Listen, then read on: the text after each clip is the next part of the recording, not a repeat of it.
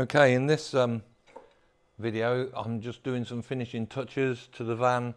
I'm just working on the electrics. I went away for a week with my wife. I put a Victron DC to DC smart charger on, so when we're driving it we get our batteries up.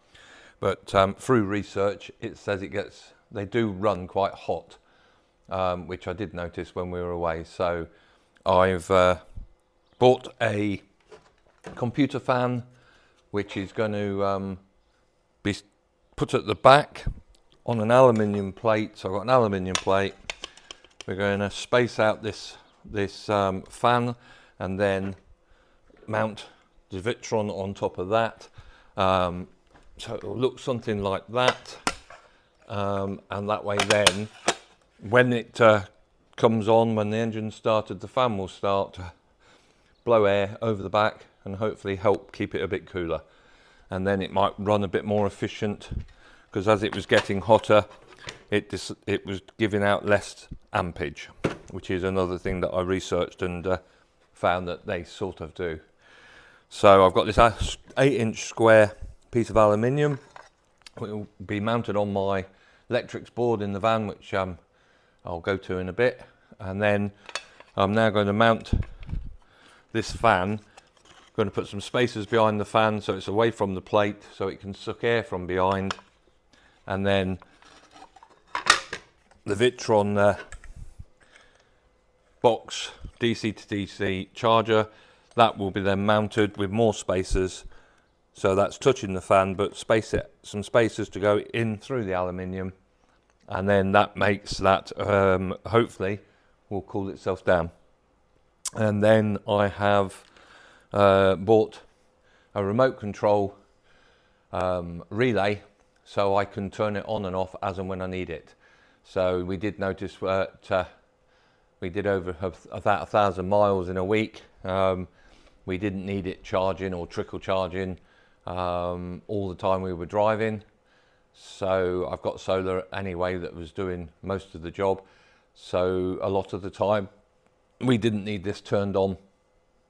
And instead of having a switch up in the cab to turn it on and off, I've bought a remote control relay that can go at the back, and then I've just got a little remote control in the front, and I can just turn the power from the running battery, from the engine battery or the vehicle battery, on and off to the DC-DC charger, which then allows me to put it on and off whenever I need to. And that way then we try and keep things as cool as possible and as efficient as possible. So my first job is to line this up in the middle of the plate, or just slightly higher than the middle of the plate, and then drill 4 holes.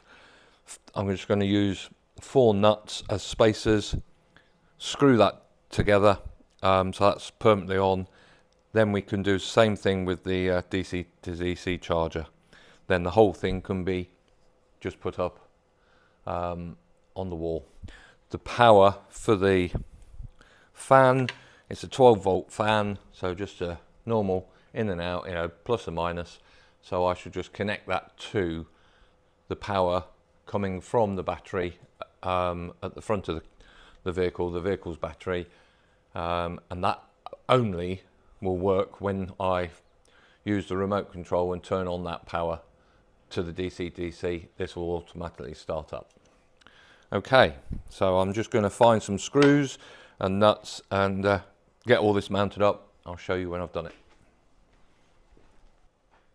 Okay, right, that's that assembled.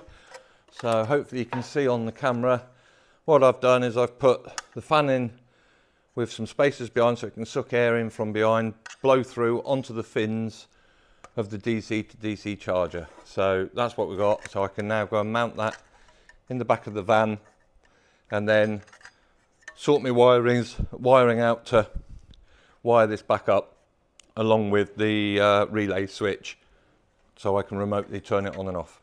So we'll go and do that now. Okay, you can't see me, but you can see what I'm doing. That's my electrical board in front. So I'm now going to put the DC to DC up here in this square space. Then I can run all my wires to it and then work out where I'm going to put the relay as well.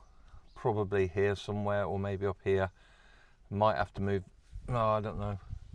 I have to work out. I think I'll have to go up there, or there is the only space I'm going to have left to put it in. So let's get this up. So first of all, I just got to take a couple of screws out of this board because they're going to be covered up. And then when I screw this one into place, that will hold everything together nicely.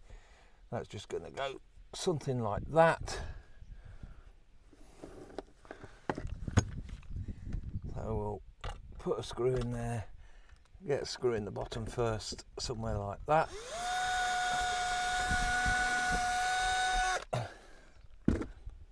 Put a screw in there, and then we can do the rest.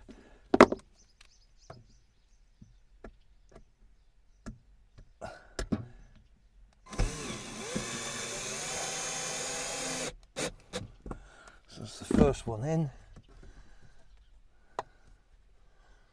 Get that something like. Put another one in the bottom.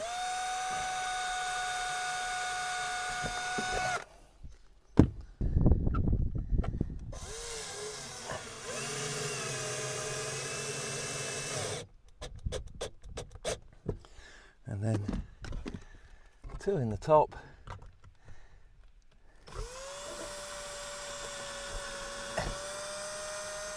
That's one hole.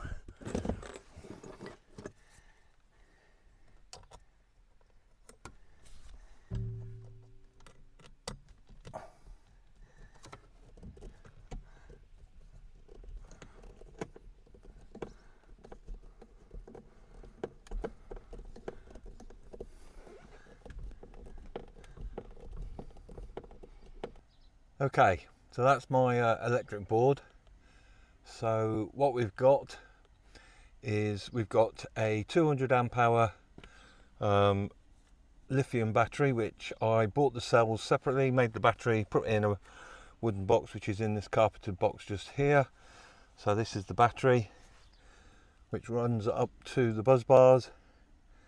Then how I'm charging is I have a big solar panel up on the roof, running down to the MPPT, which is this box here, and that is running through to charge the battery. When I'm driving, I've got a DC to DC battery charger, 30 amp Victron, that's the blue box, which I've mounted on top of a fan, so the fan is behind it, on top of that aluminium. That is to keep it cooler when it turns on. The fan will turn on automatically. These things do run very hot, and that will hopefully help it be a bit more efficient and not get so hot. 12 volt fuse board for all my 12 volt USBs and lights, those sorts of things. We've got a fridge and the tap, all that's running on 12 volt. Then I've got the in and out from that DC charger, both on 40 amp breaker fuses, plus a 40 amp breaker fuse for the solar. And also for 240 we have a 3,500 watt pure sine wave inverter, which is all running through in the white box down there. It's got RCDs and breakers just to make sure everything is safe. So now I've just tested it out. When I turn on the solar, I'm producing at the moment, because it's a nice sunny day, I'm producing about 25 watts, amps at the moment. And then I turn on the van, and then if I turn on the DC to DC charger, that will then pump in another sort of 24-25 amps, which is then giving me plenty of amps going back in, and it recharges the battery. So in theory we should now hopefully not run out of power. We went away for a week in Wales last week, and we didn't run out of power. I was just a bit concerned that the DC to DC charger was getting a bit hot and I had no control over it. I have it on a remote fob now, so I can turn it on and off as and when I want it on when the engine's running from the cab. So once it's fully charged, I don't need it to be on at all, so I can then turn it off, and having the fan behind hopefully will help keep it cool. So that's my system.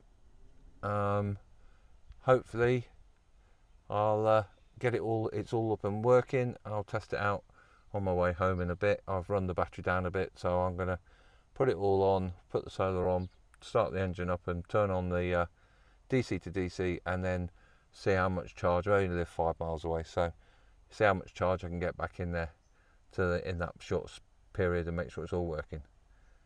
Good. Right, on to the next job.